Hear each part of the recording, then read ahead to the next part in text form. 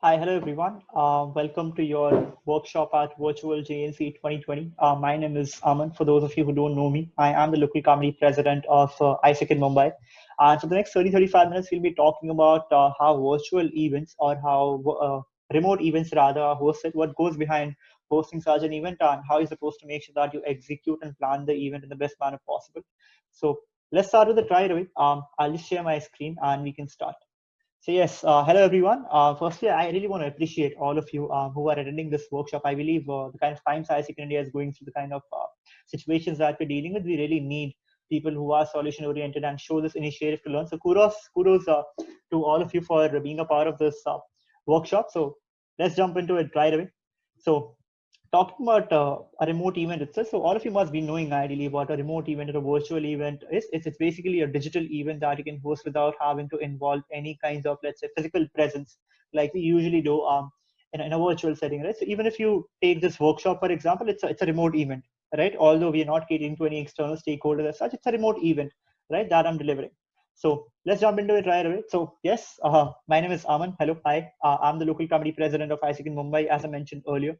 I was a little bit about myself. I was recruited into this organization back in 2018, in Feb 2018, as a member in IGE, and I continued the half of the year actually in IGE, and in the later half of the year, I served as the core committee president for Youth Speak Forum. I did a TL term in business development and so on and so forth. So next year, the year of 2019-20, I got the opportunity to serve as the business development vice president for ISEC in Mumbai, and currently my role right now in the ISEC is handling the office of the local committee president for ISEC in Mumbai. So that's all you need to know about me. So let's jump into the workshop right away. So let's talk about firstly why you should be going there and hosting a virtual event. I mean, for all of us being stuck in the middle of a pandemic, we need to understand why is it actually that we need to host a virtual event as a local committee, or what does a virtual event segregate itself? How does it segregate itself from a physical event? So the first is very simple. I'll just skim through all these 8 points in a very quick manner. So first being accessibility. I mean, it's very simple to understand that a virtual event is accessible to anyone and everyone across the globe, right? There's no physical limitation. There's no boundaries as such to the kind of audience you can reach out to and from where they're reaching out to you. So that's number one. Number two is budget. So in my personal experience, I believe we can host a virtual event in like 20% budget of usually what we invest into a physical event, provided that we're not having any expenditure on, let's say, the venue, the logistics, the printing, the stationery, and so on and so forth. So budget is something that we should consider really, really well of why we should host a virtual event.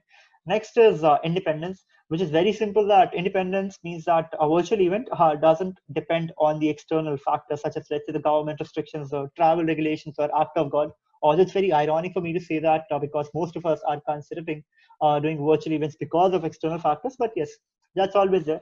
Then it's scalability, right? It's very simple that when you are hosting a virtual event, there's n number of people that you can have them as a part of your stakeholders for the event. There's no limit on the number of people who can attend the event, who can be a part of the event, and who can participate in the event. So scale can be as massive as possible. Then environment might be a very, very small issue as such in your head, but particularly if you host a virtual event, there's no, let's say, the carbon emission is significantly lower than when we host an in-person event. And there's no, let's say, it's hosted in the most sustainable manner possible, I believe, while comparing it to the way we host a physical events. Let's say we talk about YSF or Global Village and the kind of the impact that it creates. So moving on, next we have is visibility, right? So extending your portfolio by, let's say, offering a remote events will increase your online presence a lot. And when we talk about physical events, at times we tend to ignore the online PR and brand part of it. So that's where remote events truly shine, wherein you make maximum utilize of the platform, and there's a lot of brand presence and visibility that you gain out of the event. Then it's leads. So very similar to physical events, when we host a virtual events, there's a huge probability that you'll end up getting a lot of leads, in a virtual setting as well. And while we host the event in a virtual setting, it gives us much more, let's say, options or tools to gain leads in the best manner possible. And lastly, we have data insights, which means that we're easily able to gather a lot of valuable data on our participants coming from various backgrounds in a virtual event. So that's always there. All of these data can be converted into leads in future. So what's going to happen right now is that we'll jump on to 9 key steps on how we are supposed to curate and execute the virtual events in the best manner possible. So bear with me. I'll take roughly 25 minutes to cover all the 9 steps, and I hope all of you can take something out of it. I hope you also understand why we should host a virtual event in the first place. So let's jump into it.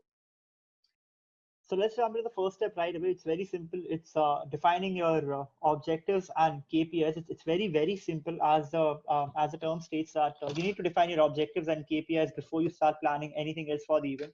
And it's a very crucial step. It sounds very simple, but I've seen that a lot of times a lot of local committees and a lot of organizations do end up organizing a lot of events without understanding the why, or rather the objective behind hosting the event and the KPIs of it in the first place. So my advice over here is it's very simple. It's starting from the finish line. Think about the fact that, let's say, if you want to host your event 3 months down the line, what exactly is it that you want to gain out of the event? What exactly is it that you wish to achieve out of the event? Like, so let's say if we talk about Youth Speak Forum particularly, one very small example, understand what is it that you want to gain out of the event, if you want to generate money, if you want to generate leads, and so on and so forth, but have proper objectives and its KPIs attached to it in the first place, right? So let's just talk more about the kind of objectives that we can have. So let's understand the current need, understand the kind of situation we are in right now. I mean, we're in the middle of a pandemic, right? A lot of local committees are going through very tough times financially and HR wise. So just understand what is it that your local committee requires right now. And primarily your answer should be around, simple things like, let's say, making a maximum profit in a very short time, or probably gaining your gathering your membership entirely and hosting membership engagement, or probably positioning your brand in the best manner possible. But keep your objective very stabulated around the fact that it should benefit the local community, understanding where we are right now as ISIC in India, right? So your simple objectives could be a quick cash inflow. I mean, hosting a virtual events can get you a quick cash inflow very in a very prompt manner. We'll talk about that in a bit. Another could be lead generation, but right now the way we are functioning, I believe we don't have operations functioning in the most full-fledged manner. So probably hosting a virtual event just to generate leads as a solo objective may not be the best idea. But then again, it depends on the kind of situation and the kind of product you are generating leads for. Next is brand positioning, which is again very important and very crucial. So what brand positioning implies is that it's about how your brand is understood, or rather perceived, by your consumers and customers, right? Something as small as that. So if you want to change the way your brand is positioned between your stakeholders and customers, that could be one of the objectives. But then again, you need to prioritize of why you want to position your brand right now, and not of how you want to position your brand. Then we have lead nurturing. This is ideally supposed to be followed when you're, let's say, in the middle of your customer flow phase, between, let's say, your attraction and consideration phase, and you want to go ahead and convert your leads into, let's say, final approvals or realizations from opens. So that's what I believe events around nurturing your leads as your key target audience in those events may help a lot. But then again, ideally, in my opinion, high profitability in a short span should be one of the major, most important reasons that we should consider while hosting virtual events. So keep that in mind that I'm not saying it should be the only reason, but when we are hosting a virtual event, this should be in the list, right? So let's move on. Let's talk about step 2. It's about knowing your target group, right? It's very simple. It's understanding what is the kind of target audience that we are looking to, that we're looking to approach through the event. So to define the target audience, the idea is very simple, right? To define something called a customer persona, right?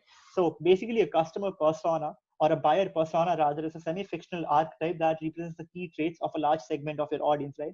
I mean, it's pretty self-explanatory. It basically is, let's say, if you have to picture all the traits of your audience into one person, you just have to define how that person would be. So the kind of simple questions that you can ask yourself while defining a persona could be, let's say, where is he or she from? How old is your, let's say, the kind of audience that you have? What kind of problems is your participant facing? How does your participant spends his or her free time, and how digitally savvy is your participant? Because that's very important, the digital savvy part, since all your events are supposed to be hosted in a virtual manner. Your target audience ideally should be inclined towards digital technology and hosting such events, right? So you define all of these questions, you answer all of these questions, and then you go into a bit more detail, right? When you go ahead and create a much more detailed persona, once you know that, your, let's say, your target audience is 18 to 21, if you're, let's say, looking to generate leads for OGX, and if your event aligns in that manner. So all of these things, once you have answered that, let's say your audience comes from these colleges, this old, that's what they like to do. These are kind of things that they do on a daily basis. That's when you go into a little bit of detail, wherein let's say you understand truly the kind of questions your persona asks himself or herself on a daily basis. That what are the kind of problems am I facing, right? What are the kind of things I would like to see on let's say an internet platform these days, which is where you need to really delve into the kind of the kind of things that let's say an individual likes to do on a daily basis. I believe, let's say when we talk about a pandemic, I believe a lot of things that people have adopted is their their uh, their habits to learn more, right? I believe a lot of us are sitting at our homes and trying to learn more as in as much capacity as possible, which is where you need to align your persona and your, let's say, your objective of an event in that manner. You link your objective entirely to the kind of persona that you have. So asking the right questions is the key over here while defining a persona. So moving on, step number 3, it's about defining the right remote event, right? So let's say when we talk about physical events, there's always a need, or rather a calendar or an objective that we follow as local chapters, wherein we host events like, let's say, WLLs, we host youth speak forums, we host global villages, we host annual stakeholders dinner, and a lot of other social events, and so on and so forth. So similar to probably them. Virtual events also they need to be defined in the right manner possible, and on what is it exactly that will cater to your audience in the right manner, which is where it's a one very simple concept. It's all about focusing on a value proposition. So for those of you who don't know value proposition, what value proposition implies is that a value proposition is a promise of a value to be delivered, communicated, and acknowledged, right? It's about that one key highlight or one key value of your event that makes it stand apart from the competition, right? So let's say when we talk about global village, for example, let's say regular physical global village, the value proposition, it's very simple. Think about it. Like, have you come across any other event as such that provides that has so many international, so many cultures being showcased under one roof, right? Chances are that you haven't, which is where that's the biggest value proposition of global village. Let's say when we talk about world's largest lesson, world's largest lesson, I believe, is the only one of the only events wherein we teach so many children, so many students about SDGs in such a short time, right? And it creates a lot of value for the person who's teaching, who's the mentor, and someone who's gaining a lot of value out of the event as let's say on the student end of it as well. So you need to understand what is it that makes your event, let's say, separate from all of the other events, and define your value proposition really well. So moving on, from what I can see, value proposition can be divided into 4 simple categories, right? It could be either inspiration, it could be entertainment, it could be networking, and it could be knowledge, right? Let's talk about, let's say, I give an example of global village very recently. Think about it. I mean, what is the kind of value proposition that global village carries? It's majorly entertainment and knowledge, right? I mean, these are the I mean, for the most part, it's entertainment only, but to some extent, it's knowledge about different cultures and backgrounds as well. But for the most part, for someone who's attending the event, it's about entertainment, right? Let's talk about Youth Speak Forum for that matter. If your Youth Speak Forum is curated around a lot of stories and inspiration, then inspiration itself directly is a value proposition that you have.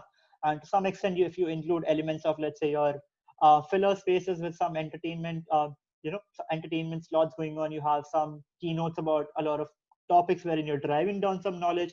If you're hosting some spaces for networking within your delegates, all of these things are secondary. But you speak forum truly in its essence, it's about inspiration. And as let's say the brand of the you speak forum, which is inspire, engage, act, also says it, right?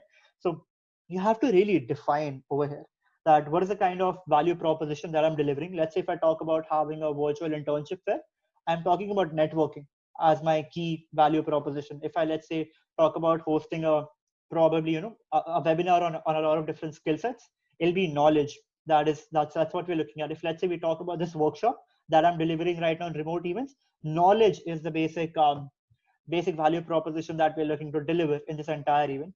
So I have this one very simple model. It's called the need and benefit customer model that you guys can follow to understand what will be the value proposition of your event. So it's very simple. On one axis, it says the number of participants that you have, which is the left.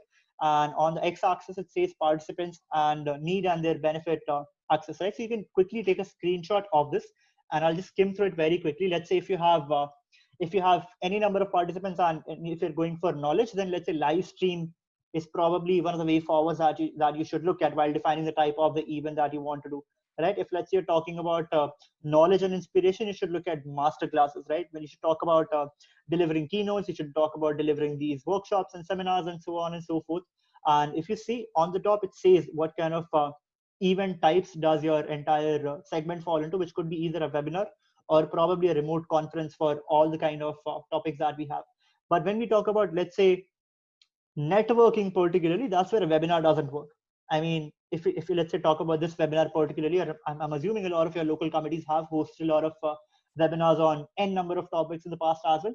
None of those webinars had networking as a topic, right?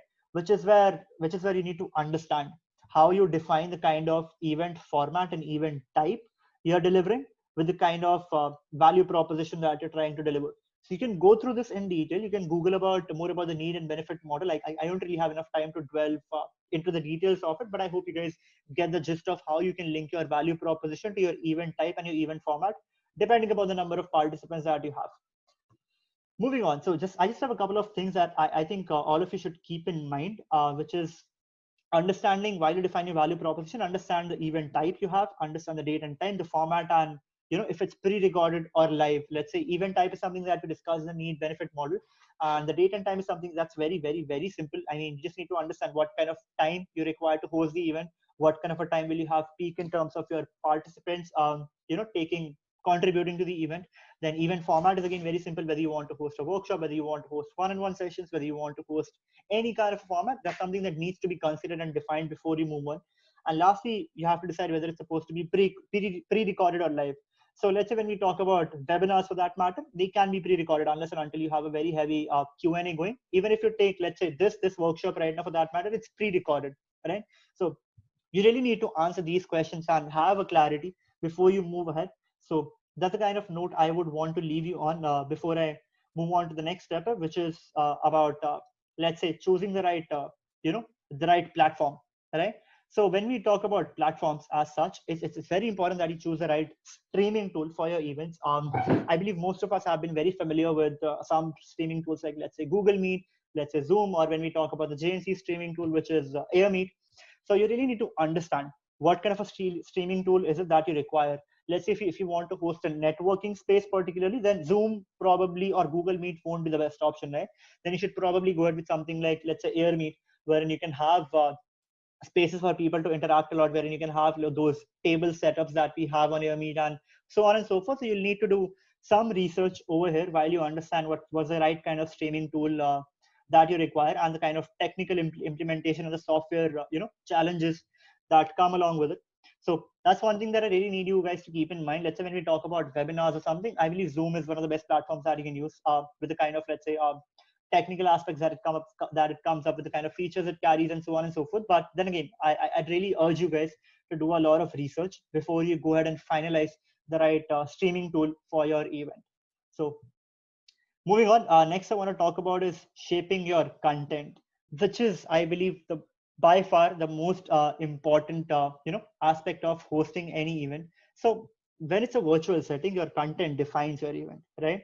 Let's say when I talk about physical setting, there are a lot of let's say other aspects that come into play, right? When your event is in a physical setting, your location matters. Let's say the kind of environment that you have, it matters. And the kind of, let's say, something as small as if you're serving food, that matters. If, let's say, you have those small elements going on in that can truly shape someone's experience, that those things can come into play in a physical event, right? But that kind of an experience cannot be shaped up while hosting a virtual event. Like, your content is going to define your event. It's going to be the make or break aspect of your event itself, which is why, again, you need to ask yourself the right questions on how you want to define your content. And I can give you some examples of some simple questions that you need to ask while hosting your event, which could be about, let's say, whether you want to get a host or not, whether you feel you are skilled enough to host the entire event on your own, or you want to get someone professional to do it. Let's say what's the vibe of the event, how you're defining the kind of environment all of the customers are being placed into, or rather the participants are placed into. What kind of music are you running in the background? What kind of templates are you using? Even something as small as, let's say, the color scheme of your PPT is something that defines the vibe and the environment that the customer is in, right? So all of these things need to be answered well before you go ahead and target your audience, right? Because your content truly defines how your event is going to be like, and it's all about the small details and nitty gritties of it, on how you're able to perfect them in the best manner possible. So yes, uh, that is a note I want to leave you on in terms of the kind of content you wish to deliver. So moving on, let's talk about monetizing your event. I believe half of you on this call must have come here to talk about how you can probably monetize your event. Let's say when we started off this workshop some 15-20 minutes back, the major point in terms of the why or the objectives of the event I spoke about was that how you can probably generate some quick cash inflow for your entity, right? Which is where it's very important whether you understand the need of monetizing your event. So before we go ahead and talk about what are the kind of ways we can monetize the event, you need to first understand if you want to monetize your event. If let's say we are not in the middle of a pandemic and things are probably pretty healthy with your LC in terms of the finances, you really don't need to monetize your event if your objective is brand positioning or generating leads or lead nurturing or so on and so forth, right? So understand these small things really well, that if your LC is in such a circumstance that requires more money, that requires your business development department to contribute to this as a secondary source of income apart from your operations, or any department for that matter in the LC, that's where you need to monetize the event. But if your LC's need is not as such, you can probably pause your workshop for the next 5 minutes and skip to the next step, right? So let's talk about how we can monetize our event. Number one is very simple. It's ticketing. All right. So let's say I believe a lot of LCs already across ISIC in India have done some events wherein they have sold like a considerable amount of tickets. Some few examples could be, let's say, ISIC in Bangalore and ISIC in Mumbai recently hosted a Youth Speak Forum wherein they sold n number of tickets. ISIC in South Mumbai did something very similar wherein they sold tickets. So that's primarily the one of the most let's say apt ways of generating revenues for an event, be it, let's say, an event for networking, be it, let's say, an event for knowledge, inspiration, or any kind of value propositions that we discussed earlier. I believe everything can be ticketed, which is where there are two things that I need you guys to keep in mind. Tickets can be conventional, right? Tickets can either be sold via platform, let's say an Insider or a Book My Show, or let's say a Townscript, wherein you can simply go ahead and list your event. There's no restriction over there, and I believe these companies are charging very less commission these days because of the pandemic, and they give you access for different kind of virtual platforms as well. So conventional tickets is very simple. You just straight away approach, let's say, an Insider or let's say a Townscript, and you tell them, hey, I'm hosting an event on this particular date and this particular time. This is the format of the event. I would like to go ahead and sell tickets on your platform, and mark my words, no, I would say ticketing platform is going to say no to you. All of these companies are more than willing and more than happy to host our events on their platform. My suggested personal platform right now would be Insider. It's one of the most trusted platforms, I believe, for all kinds of events across that I have done in the past as a vice president of business development as well. So, but then again, you can sell conventional tickets on any kind of platform that you wish to. Second option is pay what you want, which is a very tricky aspect, and which is where I believe ISEC particularly has experimented a lot. So what you can do is you create your content in a manner wherein you have a lot of people attending your event, they enjoy the event, they gain a lot out of the event, and in the middle of the event or by the end of the event, you ask them to contribute based on how they felt throughout the event or based on how they feel the worth of the event was. Now, this can either go south, wherein if let's say you have a lot of glitches and loopholes in your content, and probably the participant didn't enjoy as much as he or she could have. But if your content is, let's say, and let's say if you have quality content delivered at the event and your audience is someone who'd be willing to pay for the event, you ask them to donate right on the spot, not donate per se, but contribute rather for right on the spot for what they feel is the right value of the event. And if pulled off right, I believe this can do wonders. This can contribute much more money than conventional tickets, but then again, it's a risky bet. So if you feel your content is valuable enough, if you feel your content is worthy enough, wherein you can go ahead and convince someone to pay on the spot, go ahead and do that. And that's where your marketing strategies also come into play on how you're promoting. Let's say that you'd ask them to pay on the spot. You'd probably launch a live fundraiser during the event or so on and so forth. Just take care of these things. Some LCs I believe are running a crowdfunding campaign as well, and some of them combined the aspect of pay what you want in conventional ticket at the event, wherein they had attendees buying tickets and just to be a part of the event, and additionally after they have delivered some quality content, they ask them to contribute on the top of it, which is something that's a personal choice on how you feel what will benefit your LC in the best manner possible. But yes, these two are the only options when you talk about ticketing. Next option is again very simple. It's about sponsors, right? It's about what kind of sponsors and what kind of value proposition that you can offer to the sponsors to be a part of the event. It's something as small as, let's say, sponsors can either be in kind or monetary, ideally the scenario we're in right now. And if, let's say, your objective is about generating maximum cash inflow for your event, either it should be about cutting costs, the sponsor itself, or the sponsor should be about contributing money, right? So let's talk about the kind of things that sponsors rather look forward to when we host such events. So number one is participation. It's very simple. I mean, participation is about how you are engaging your let's say your sponsor in a manner at the event, wherein let's say you give them a space to host a session. You have you have them talking about the kind of things that they do as a company, how their idea of the company aligns to ISEC, which is where you need to map down the deliverables really well, and the companies can go ahead with, let's say, some passive marketing without being very aggressive about their products. They can just talk about how their vision or the idea of their company aligns to ISEC and why they chose to sponsor the event, or sharing their personal story about the company, professional story about the company, anything for that matter in any event. Participation is one of the major reasons why I believe companies sponsors. Next is about networking, right? Networking is where the sponsor itself wants to come ahead and network with a lot of your customers, and such kind of things. One very small example could be that a lot of companies themselves, let's say, go ahead and sponsor these events to prospect people for jobs, to prospect people to apply to their company as employees, or probably apply to their colleges as let's say students. So because ISEC does offer some of the best young talent all across the globe, networking is something that you can look at for any kind of a partner at the event. Then it's very simple. It's about leads generation. So when a company comes into an event, one of the biggest things that they look forward to is how is the event going to benefit them, right? What is the kind of return on investment that they'll get? Which is where you need to put in like a very hard thought on understanding whether the companies that you have approached for the sponsorships are actually gaining something out of the event or not, right?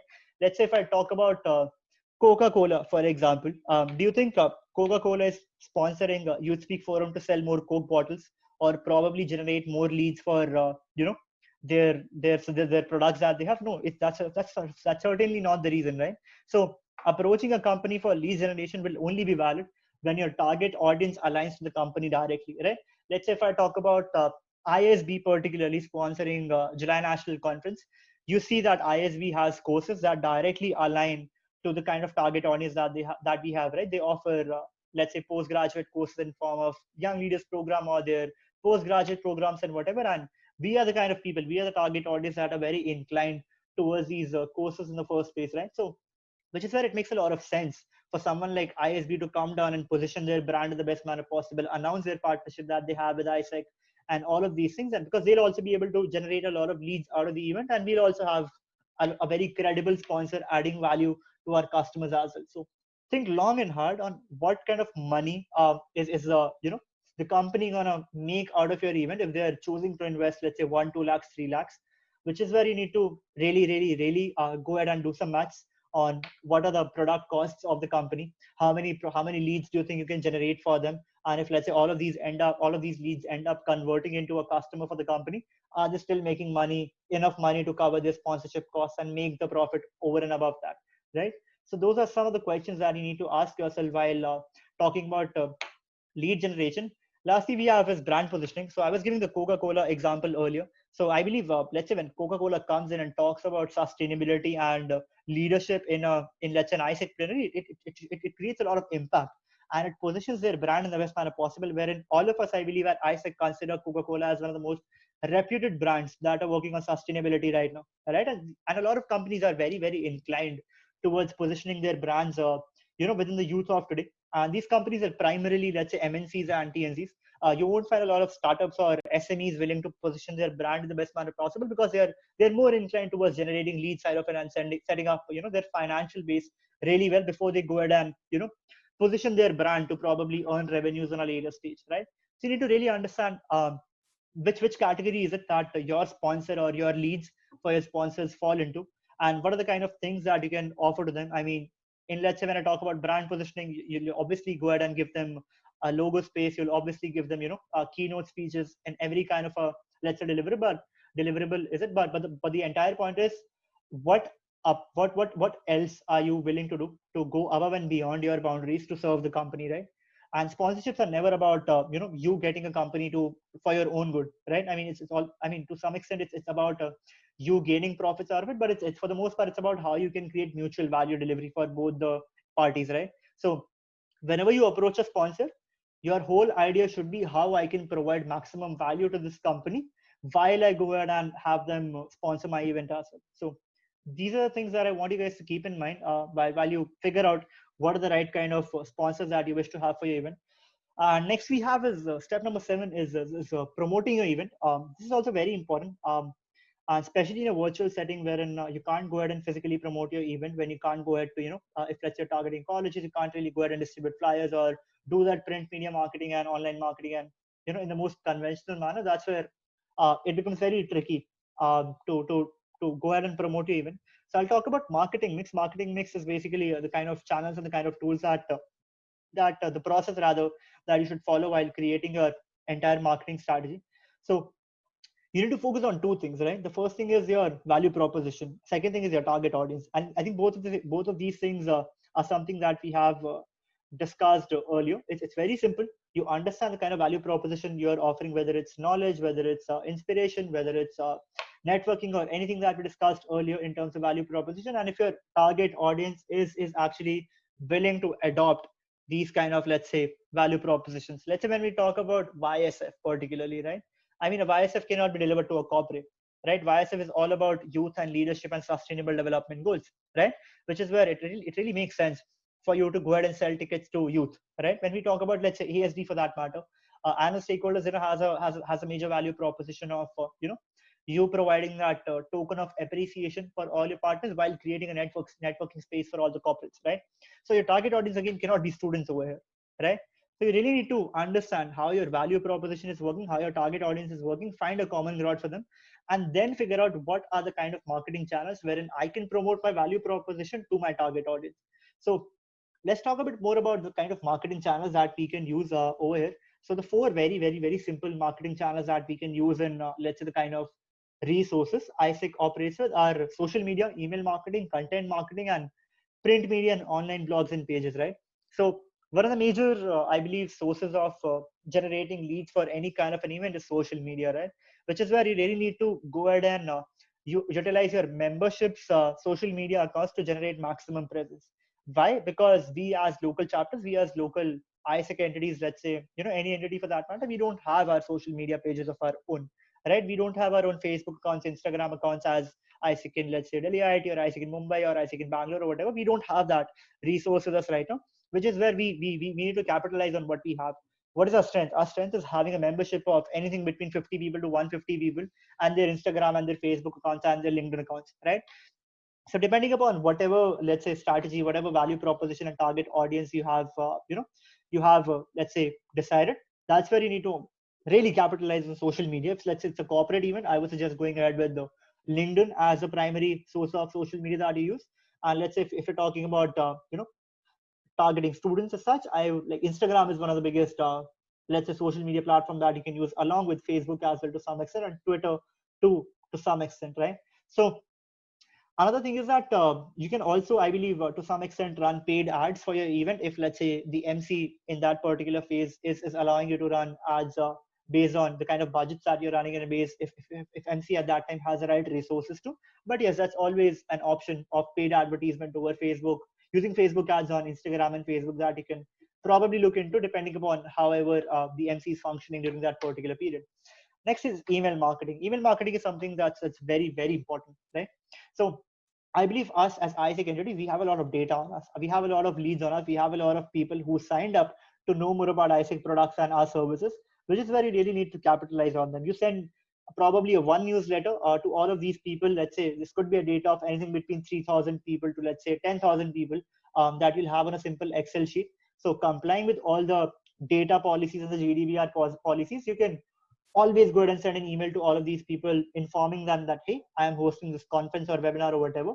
this is the charge, this is where you can buy the tickets, this is what you'll gain out of the event. And you can always go ahead and find the right let's say formats for um, the right format for let's say the newsletters or the promotional material that you can find, that you can send over email. Next is content marketing. That's very simple. It's about what kind of content are you creating to engage your audience. I mean, I personally believe that when you start off your marketing, it's always better to leave your audience curious.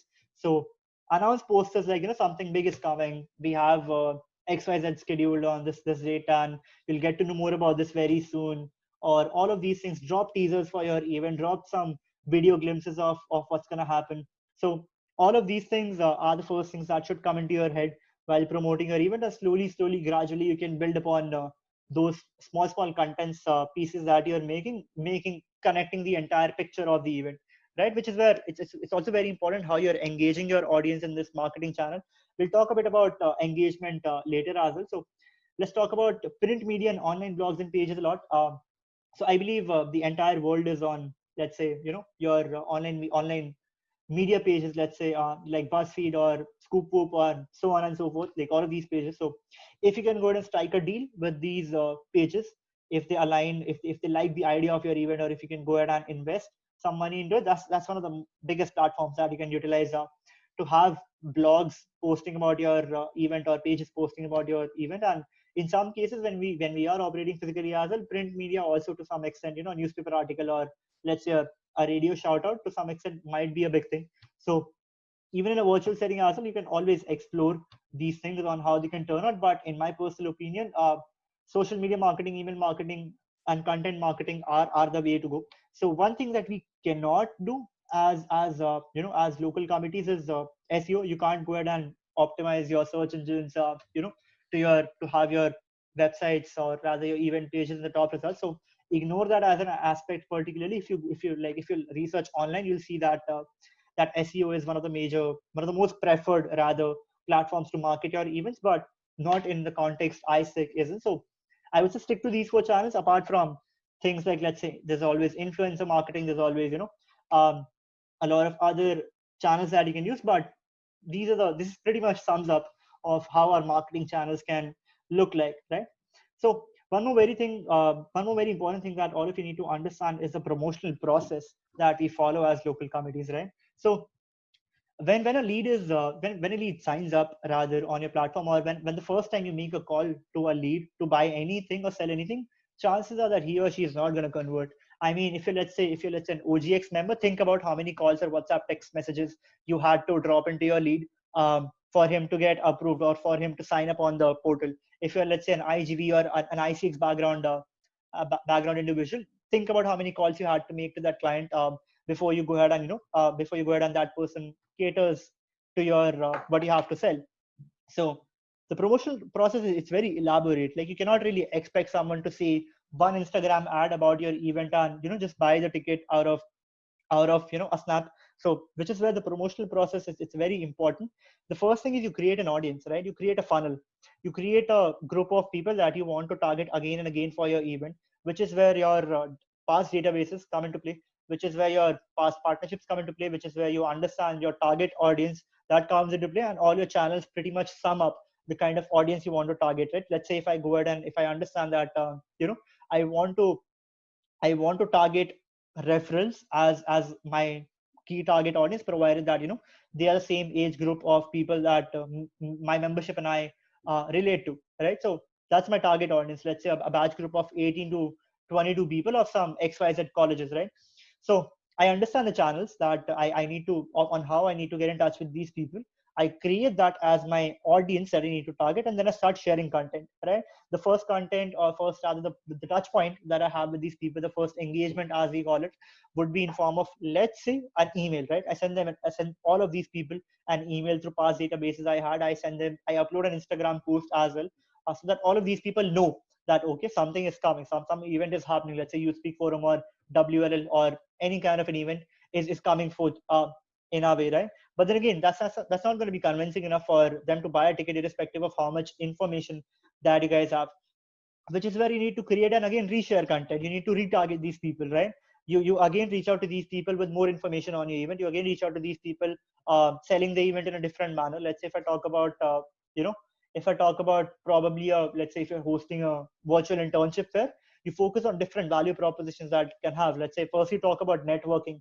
You sell your event in a manner wherein your target audience will get to be a part of an event wherein he or she will be able to interact with let's say 200 300 different types of people coming from similar walks of life.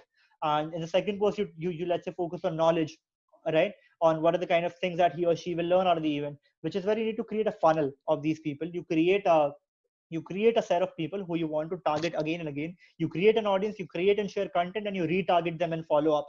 Right? Follow up is I believe the key over here. I believe the way things work, the way let's say even sponsors work, the way I believe our leads also work, it at least takes us 4 to 5 attempts before a lead converts into a customer, right? Which is where you need to be very persistent, which is where you need to be very consistent with your entire process, and mapping out a timeline and the set of engagements, a set of checkpoints that you wish to have with these people beforehand is the best way forward, right? So that's about creating a marketing or a promotional funnel. Next is boosting the engagement, right? So boosting the engagement can be done in 3 phases. It'll be pre-event, during the event, and post-event. I'll talk about all three in a gist. So let's talk about the kind of let's say the interactive tools that we can use to boost the interaction of your event. So let's say first we have is gamification. Like gamification is very simple. It's about you hosting you integrating games within your event, or rather your whatever is it that you're planning to host in a virtual setting. You can involve quizzes, you can involve challenges, you can offer prizes, you can offer giveaways, you can offer anything that you wish to in your capacity, in the resources that we have. And you add that element of gamification. Like it adds a separate thrill to the event. It adds something that the audience looks forward to in the event. If let's say even if your content isn't going in the best manner possible, and you have a giveaway or rather a surprise element to be announced by the end of the event, the audience is going to stay. I mean, the audience is going to be willing to know what's happening by the end of the event, right? So gamification is number one. Next is Q&A. It's very simple. I believe you guys already know the kind of platforms you can use for Q&A. You can use simple, let's say, Kahoot quizzes. You can simply use a lot of word clouds and a lot of similar things to host Q&As. You can host Q&As with this. Let's say if it's a keynote kind of a event, you can have Q&A rounds simply with the chat box. You can ask people to unmute and have their questions, but keep that interaction going, right? Because a lot of people want to gain something out of the event beyond, let's say, what you're delivering, which is where question and answers come in very handy, right? So Q&A is something that all of you should look forward to. Then we have is live polls. I believe live polls is also something that's one of a great way to engage with the audience. I believe you can also modify your content depending upon how your live polls are going. Ask your audience what is it that they want to know more about the event. What is the topic that they want you to touch upon, and have a couple of backup you know uh, things planned beforehand, and do live polls. Understand audience's perspective in the best manner possible, so that these people also get to know um, you know how their audience or how are other participants feeling about the same let's say topic of discussion that we have at large.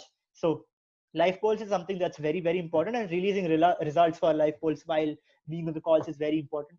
Next we have is group chats. Again, group chats very simple. I believe all the platforms that we have that we use while hosting these spaces have a group chat option. If let's say you talk about Zoom, if let's say we talk about we talk about Google Meet, we talk about anything for that matter, every I believe platform already has a group chat option. So it's all about how you engage your audience in your group chat option. Ask them questions. I would say ask them their opinion on a certain number of things in the chat box, and keep engaging them. I believe at times your content may not be hold the audience's attention. I believe one person can only focus up to 7 minutes at a particular keynote or screen or something like that. So if let's say something like that you believe can pertain in your event, use group chats to keep your audience live and engaged throughout the event, right? So let's move on. Let's talk more about how you engage your audience, right? We spoke about the kind of tools you can use, but what are the kind of things actually you can do using these tools is something that I will shed some light upon. So number one is utilize your social media presence. That's very very important. It's all about how you can probably go ahead and create live polls on social media. You can use probably someone's Instagram, or rather any platform for that matter, to to go ahead and interact with the audience. It's not just about limiting your entire event to the one platform that you're using, but you can utilize your social media really well. Even when we talk about, let's say, pre-event engagement, You can ask people to post, you can release challenges, you can ask people to post hashtags on their social media, you can ask people to post stories, you can do n number of things with social media over here. So utilize your social media really, really well from the audience's perspective. Just think about what are the kind of challenges that your audience will be interested in knowing, right? What are the kind of giveaways that they would like to participate in, right? So which is where you need to really engage your audience really, really well pre-event. Then it's about creating live interaction.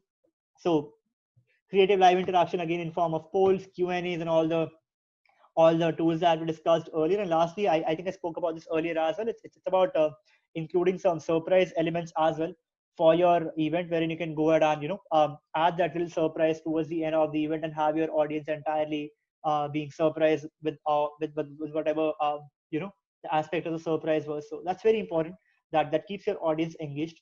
And lastly, the last point that we have is building a community, right?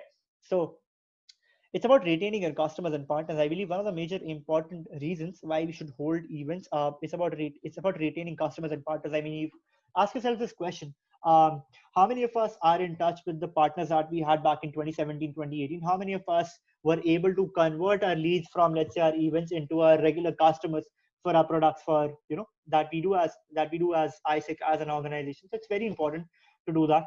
And it's about how you do that pre-event, how you do that during the event, and how you do that post the event. It's all about building a long-lasting relationship. So pre-event, you can simply go ahead and form a WhatsApp group with all your participants as soon as they register for the event. If let's say we talk about JNC as an event, all of us have a pre-existing WhatsApp group on Telegram that we function with. So it really makes the audience very comfortable when they establish a touch point with the host, or with rather who's delivering the event before the event. So it makes the audience very comfortable. So keep that in mind. Second is how you can do that during the event. What kind of let's say interaction that you can have during the event, how you can engage your audience or retain them during the event. And lastly, I mean, we spoke about everything about during the event, so I'll just move on to post event, what you can do. So post event, your customers are your best leads, right? After your event is done, the next 48 hours is a very crucial period, right? This is the period where you need to send them one page reports. This is the period you need to send them the feedback surveys. This is the period when you need to call them up and ask them how they like the event and if they would like to sign up for our other services. And your next 48 hours are your everything, right? Apart from, let's say, generating money, when we speak about generating leads, when we speak about nurturing our leads, when we speak about positioning a brand in the best manner possible, you need to show that commitment that okay, even after the event is done, we are very well capable to go ahead and cater to your service. So go ahead and call your customers, ask them for feedback, ask them for what are the kind of things they like, they didn't like in the event, sell them your products, sell them any number of things that you can during that time. And it's a very crucial period, as I said earlier, and it's very important for you to utilize that in the best manner possible. So yes, that's pretty much it that we had. So just going through all the steps again, it's very simple. There are 9 steps that we discussed while hosting the event. Number one was defining your objectives and KPIs, which is again very simple. I've reiterated many times on how you need to start from the finish line and then move forward. Next we have is knowing your target group, understanding the kind of target audience that you're dealing with. Very important again. Next is defining the right remote event, wherein we use the need benefit model. I hope you guys have taken a screenshot of it. I would say research more about it. And then we have choosing the right technical setup on what kind of a platform, or what kind of tools that you want to use while hosting the event. Then it's about shaping the content. How I emphasized a lot on how your content defines your event in a virtual setting, and a physical setting it may be a different case scenario. So virtually your content is everything, right? Next is about how you can go ahead and monetize your event, how we can utilize different ticketing options and sponsoring options, and what are the kind of value propositions that we can create for our sponsors over there. And promoting your event, which is aligning your target audience to the value proposition that you have, and probably creating that marketing funnel with each one of your potential customers, and keep following up with them regularly to sell your event in the best manner. Next we have was boosting the engagement, and we spoke about how you can boost the engagement while the event is happening using different tools like polls or Q&As or so on and so forth, all the things that we had on the chart. And lastly we had was building a community, right, on how you can go ahead and approach your customers pre-event, during the event, and before the event, and go ahead and form that community of your customers while retaining your clients, right? So that's all that I had for today. Thank you so much for attending. I hope you guys gained something out of the entire workshop. I believe I took slightly longer than 35 minutes, so apologies for that. If you guys have any doubts post this workshop about anything, do feel free to reach me out. I'd be more than happy to cater to all of your doubts. Thank you so much. Good night. Bye bye.